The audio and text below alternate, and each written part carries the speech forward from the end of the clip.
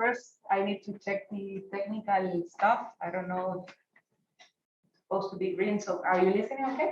Okay, perfect. Well, first of all, I would like you to know, sorry, that I speak Spanish. So I'm going to do my very best to express myself well. And I wish to take away this because for me it's more difficult even to breathe and to be quiet enough for this talk. So first of all, also, I would like to express my sincere thanks to the Center for Applied Human Rights, to all of the people engaged in this project, the staff, of course, my other fellow friend here, Abdul, the friends of the fellowship I have met just for this very first week that I've been here. Amazing people, and I'm looking forward to getting to know all of the other students and to learn from each other's experience. So thank you very much for this opportunity.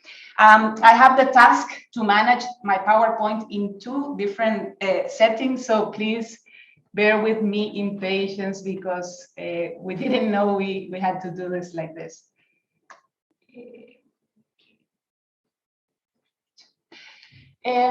So what I'm going to share with you today, it's an 8 years of at least of my life experience working in Nicaragua along with the social movements. And particularly, I want to present to you the experience we had with a huge mega project called the Interoceanic Canal, which was supposed to be a water canal twice the size of the Panama Canal. And as the people presenting the project used to say, it would be the biggest earth removal project in human history. So I think it's a very relevant case for international community to look forward to understand what happened in Nicaragua. But I would like to start with a very, very important question, and I would like to know if there's anyone from Nicaragua in the audience right now, or from Central America, maybe, Latin America. Okay. Where are you from? Chile. And you? Colombia. Colombia. Okay. And Colombia is very aware of this case. So thank you very much because you will help me out with this. So first, to say where Nicaragua is. Nicaragua is I would like to say a small but very beautiful country located in the middle of the Americas. You can see it there in that map. And this discussion we are going to have today about the canal, it's not something that just recently happened. It has been in our political, historical context for more than 200 years. So along different moments in history, different political regimes have all of them sold the idea that a water canal would solve all of the historical poverty issues in Nicaragua. And so this dream, this illusion that this mega project could solve all of these problems has been in our history, as I said, for 200 years. We have had more than 70 different projects presented during this period of time, more than 30 legal treaties or agreements signed with different states. So what I'm going to present right now is the latest, because we don't have a chance to go too much into the historical part. But I did wanted to bring out the fact that all of the different political regimes in Nicaragua have presented this possibility to Nicaraguan population. And what we are discussing today is the latest canal concession that was given by the current regime in power, ruled by Daniel Ortega, and it was given to a Chinese private investor called Wang Jin in 2013. And I think that it would be also fair to say that this illusion of the canal, of course, in a country with such high level of poverty as Nicaragua, maybe you don't know, but Nicaragua is the second poorest country in all the Americas, behind Haiti. And so there was a very strong national debate about the implications of this mega project in present time. But I think that since I need to share with you so many hard things and so many things that might even shock you from the political perspective, from the legal perspective, and of course from the human rights perspective, that it would be better to start up this story with what I think it's the most relevant lesson of all that I'm going to share with you. And that is the fact that nevertheless, in Nicaragua, all of these things that I'm going to present happen because we are in a complete lack of a democratic system and no way of having this check and balances system. That population, when organizing throughout social movements, we can become a counterpower to the elites in the country. So I'll start off by presenting and trying to make you learn one word in Spanish, because this is a very important word. Because when I was practicing this, I thought I cannot say peasant movement. I need to say campesinos movement. So I'm going to say campesinos, and this is the people that work the land and produce the food that we eat. So I'm going, every time you hear campesino, please remember that I'm talking about this. So I just wanted to present some few images of the powerful social movement that emerged in Nicaragua against the canal concession. Along all of these years, more than 100 peaceful protests have happened in the country that look more or less like this. And I think that the pictures might explain better like the surroundings of Nicaragua, but also how people gathered around this desire to unite the country, not just for the people that were going to be directly affected by the areas of the mega project, but the implications that it had for all of the resources of the country, for all the integrity of the country, and even for the Central American region. So I think this social movement really put forward a very strong human rights discussion that wasn't being in the public debate in Nicaragua for so many years. So you can see here a caravan of 60 campesino trucks going to Managua. These are the trucks that are usually used to carry cows and to carry what they produce. And they gather as many people as they could to reach the capital, because these communities are far away from Managua, which is the capital city, and to try to reach there to portray their protest against the canal. But it wasn't just campesinos communities, it was also indigenous and Afro-descendant communities, particularly Rama Creole, which is, I wanted to present just a single picture, but these are communities that even though Nicaragua is a small country, they are far away from the capital and it's not easy to reach because we don't have all of this infrastructure for reaching Managua.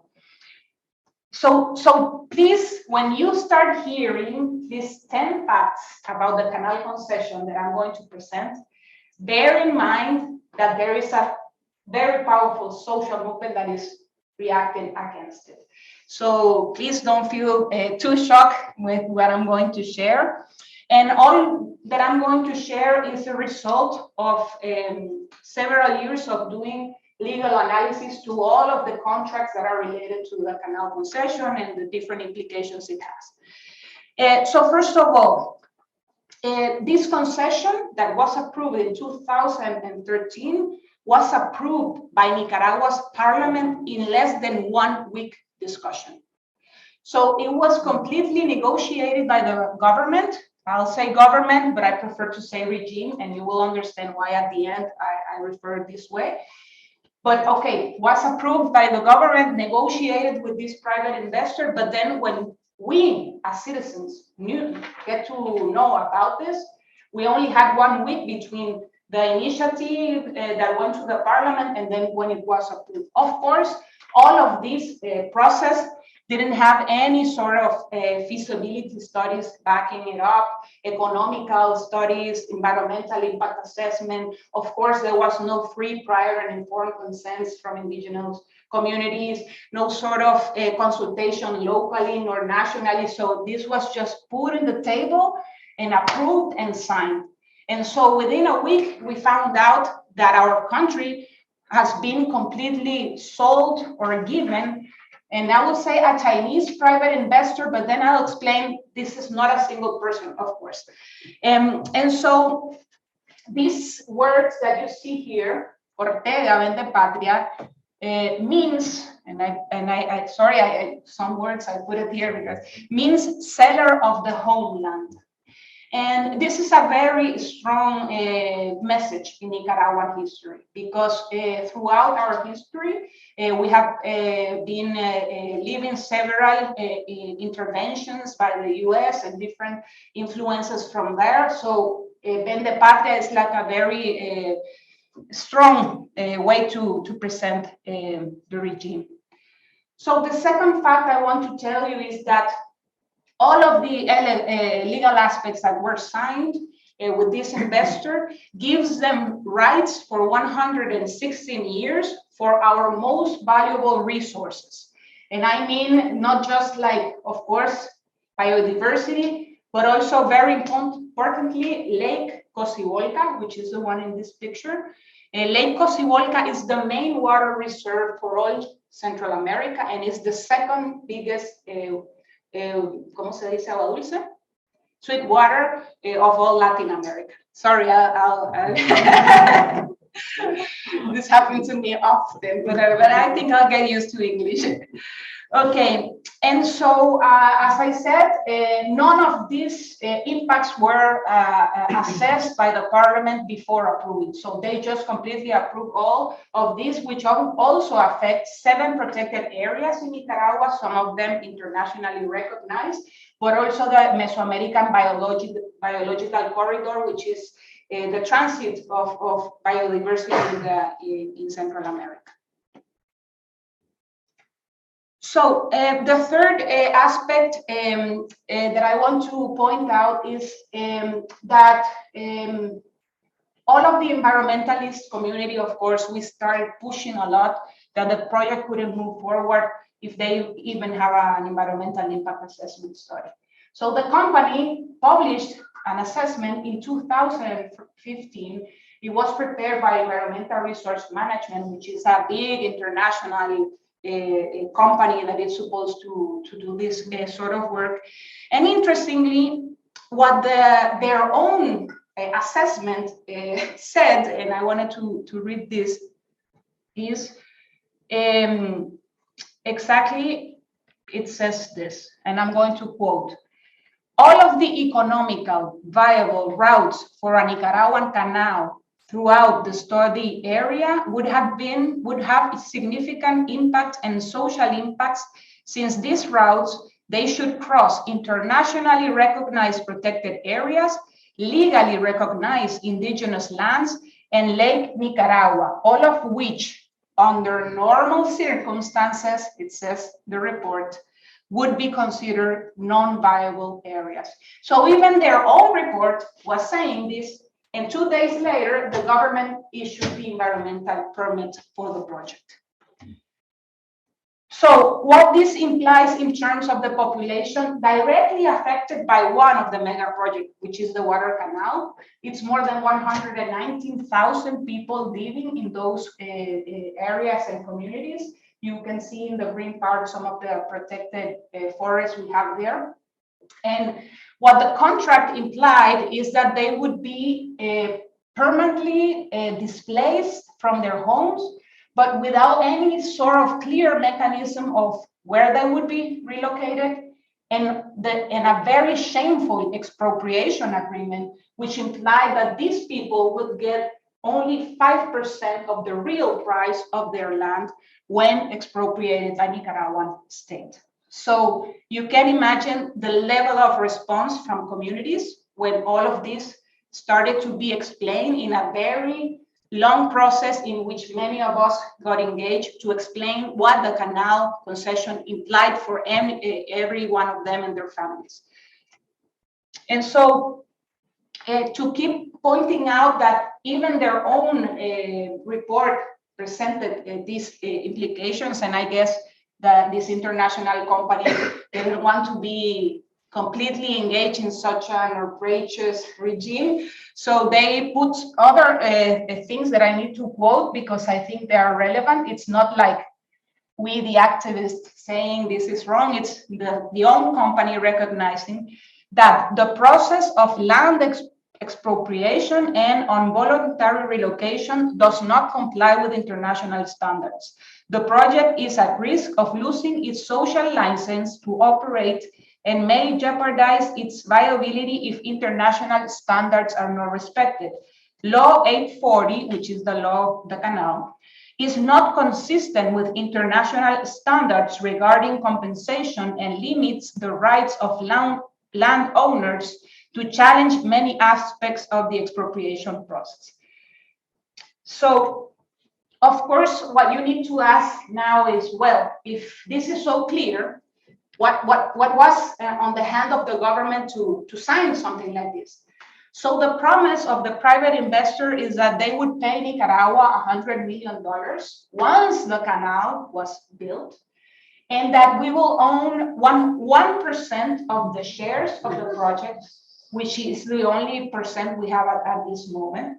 And that once the project was built, those shares will start growing each year until 2%, 3%, and in 116 years, we will finally be owners of the water canal in Nicaragua.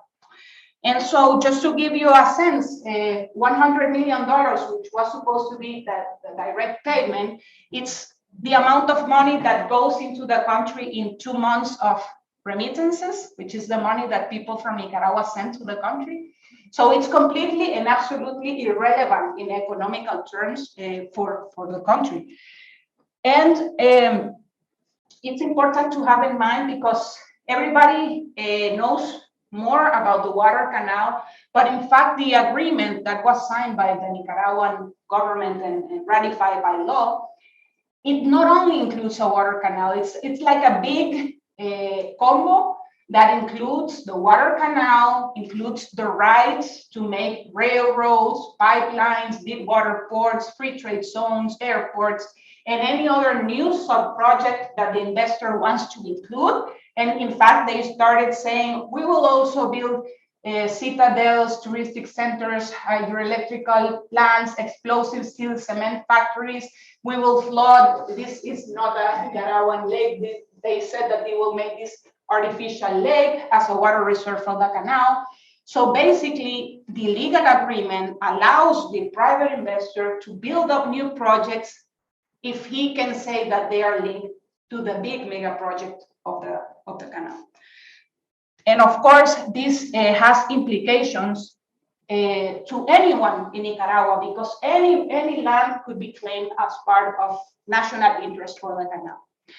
So publicly, as I said at the beginning, the hopes of Nicaraguan population around the possibility of these mega projects creating jobs, it's of course understandable, precisely because at the beginning of the concession, the regime said this project will create 1 million jobs in Nicaragua, and we are a 6.5 million country. So this is something huge. In reality, what the investors started saying after 1 year of the concession is that they would actually require only 25,000 temporary workers of Nicaragua, and that they would bring 25,000 Chinese workers because they are qualified workers to be in the project. And so you don't need to be a scientist to think, well, if we are endangering the livelihoods of 119,000 people and more than 200 people that drink water from the lake currently in Nicaragua, so what is the deal with this business from the government? And also what they did to manage the task of arranging all of the things related to this is that they created something like a mega ministry, which was going to handle everything. And I like to put the pictures of these people, of course, because historical memory is important and accountability is important, but also to point out that even the big representatives of the private sector that were completely happy and overwhelmed because the idea of the canal would imply a lot of business for them. Now, 8 years have passed since that happened, And the main chief of the private sector, or representative of the private sector during this negotiation, is currently in jail. And it's in jail because of opposing to Ortega's regime, which I'm going to explain when this started, these differences between the big private sector and the regime started happening. So who is behind all this? Is the next logical question, right? So what they presented to us is the face of a Chinese private investor called Wang Yi, who was supposed to be millionaire and all. But in fact, all of the agreement, and we had to do several years of research to find out that all of the agreement is in the hand of 16 briefcase companies that are registered in different tax havens, such as Cayman Islands, the Netherlands, Hong Kong, Beijing. And so it's completely unclear who are the owners of this briefcase company. And you know, this is all over the news, this discussion on what's going on with this sort of, I don't know what's the name they use, but all of these companies that are registered in this tax haven. There have been some research by, I would say, renowned journalists indicating that this character has close political relations with the army of China, and that there would be geopolitical interests from China into the water canal in Nicaragua. And also, I forgot to say, the water canal was presented as a canal that would fit ships that are post-Panama ships, so the ships that don't fit currently in the Panama Canal. Sorry, I forgot to explain this because the relationship with the Panama Canal, which is so close, is also very important to analyze.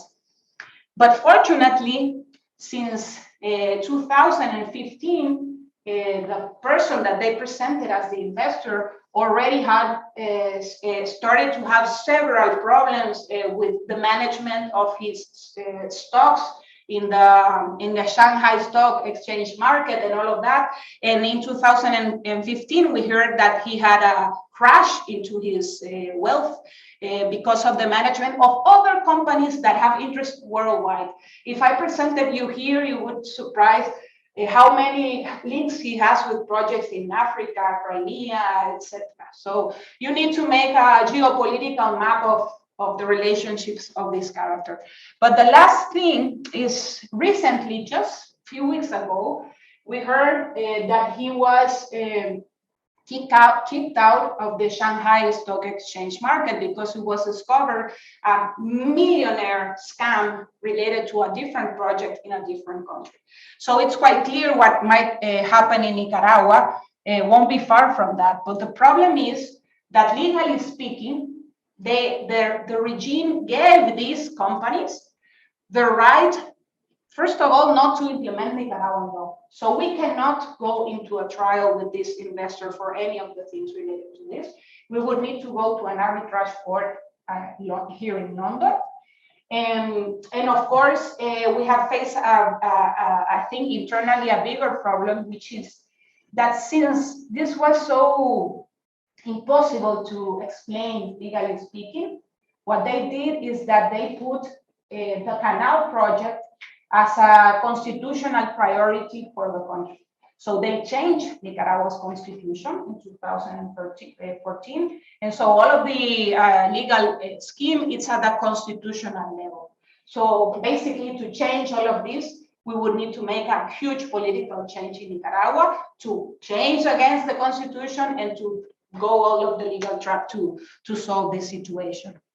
So of course, can you imagine that if you build up a project this level with all of this implication, because it means to have in your pocket the possibility to do any of these projects and not pay taxes to the country and do it without having to go through all of the legal obligations under the country, when this social movement emerged. And I like to put the faces of these people that we have been working with for many years, and particularly Francisca Ramirez, which is the biggest or more renowned leader of the social movement. So What do you think the response from the regime was to this complaint from the people, not just environmentalists or legal environmentalists like me, but thousands of people in the communities?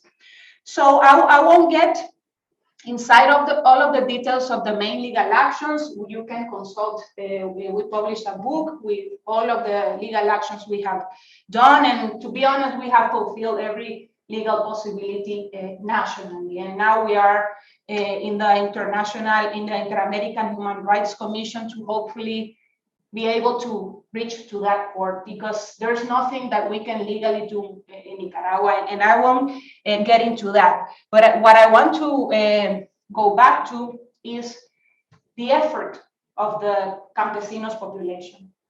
The initiative that was presented in 2016 with more than 28,000 signatures to the parliament to overrule, I don't know if overrule is the word, but to eliminate the canal law. All of the effort that it requires, it's very important to point out that nevertheless, it was completely clear that the legal argument was correct. We received a negative response from the parliament. We even reached the Supreme Court. The Supreme Court, which is also controlled by the regime, gave us a sentence against us, and now we are in the Inter-American Human Rights Commission. So once you have exhausted all of the possible environmental arguments, legal actions, so what the movement had left is keep themselves on the streets, protesting and pushing Nicaraguan population to join the movement. And the response, I know I'm 25 minutes now, so I think, fortunately, I have a clock. So quickly, this was the response from the government, and I'm going to show some pictures that might. I received a workshop yesterday on how to say this, and I forgot, but some images that might shock you. So just for you to have a sense of what we're talking about. And this was against the campesinos movement. Remember the pictures of the trucks reaching the capital city? Well, this was how they were received in Nicaragua's capital. Every time they wanted to do a protest in their communities, this would be the state response to it. And most importantly, I think the campesinos movement and the struggle against the canal helped out in a way that we won't be easily. I won't be able to easily explain, because we are in the process of living a new uprising in Nicaragua in 2018, and I think it's the relation with the campesinos movement is very strong, because it started with a fire in one of our main reserves that were going to be affected by the canal. And so suddenly the students that were not linked to the campesinos movement, which is rural communities, they started to go out in the streets and claiming that we can no longer let our natural resources to be destroyed this way. And then at the same time, elderly people started protesting because a change in the security system. And since the response from the regime was extreme violence against both groups, and they started killing population, so you started to see a phenomenon that I never thought I would live myself. I know in Nicaraguan history this sort of uprisings and rebellions. But basically, population started occupying different spaces as a way of protecting from violence. Students occupied the universities. And I like to put this picture because this picture is only, I live around the block, and the police was trying that none of us reach the university, where they were shooting the students inside a chapel. And this is the mother of one of the students that was killed there. So when we were at our homes, we could listen how the students were being shot in the very daylight. And so this is something I haven't been able to publish because I haven't had time to work on it. But fortunately, we had the chance to monitor all of the roadblocks that were happening in Nicaragua simultaneously without any sort of coordination between them. And so you can see from the maps that really all of the country was uprising against repression. And this is one of the ways you could see they would organize and put these barricades in two senses, protesting against the violence and the killing of the students and the elderly, and against, at that point, anyone from the population, but also as a way of protecting, because they would move in the main cities. And I won't present images of the violence, but I think it's important that if you want to dig deeper in this to see the report that was prepared by the EA, which is a group of interdisciplinary experts that analyze all that happened in Nicaragua in 2018. And here you can see how the police dressed and the kind of war weapons they were using against civilian population, and also the paramilitary forces that they have armed to start killing people. And so for me, it's important, and I'm about to finish, 30 minutes, not so bad. And it's important for you that you know that at this moment in Nicaragua, it's quite clear that what we lived were crimes against humanity. Legally speaking, we can speak later of the possibilities, but unfortunately, Nicaragua is not a signature of the Statue of Rome, which is, of course, something politically convenient for the regime, and that there are efforts from the mothers of all of the more than 350 people that were killed during the protest. They are very well organized. We have had more than, at this moment, I think 150,000 people in exile because of the repression, including my own family.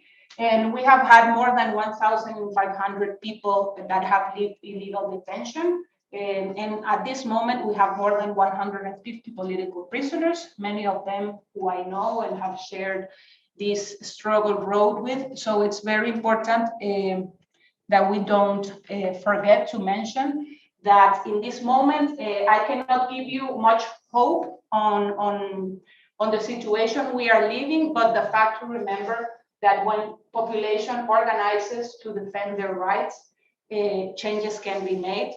But of course, it's a huge task.